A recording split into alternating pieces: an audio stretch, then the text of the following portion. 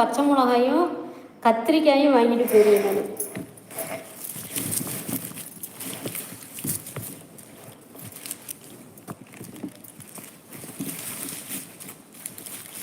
குண்டு மிளகா நல்லாயிருக்கும்.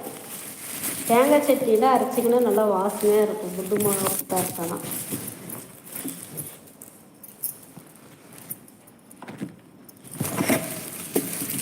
இந்த பச்சை மிளகாய்க்கு ஒரு டிப்ஸு சொல்லித்தரேன் இருக்குங்களேன்.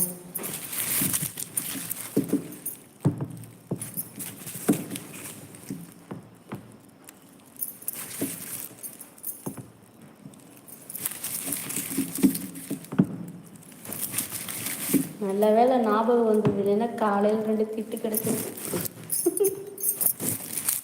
தப்பிச்சு விட்டு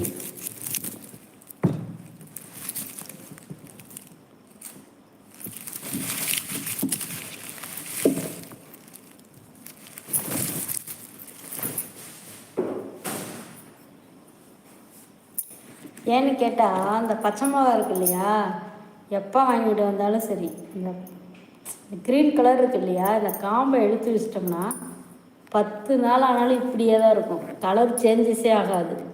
காம்போடு வச்சிங்கன்னா பழுத்து போயிடும். காம்பு இல்லாமல்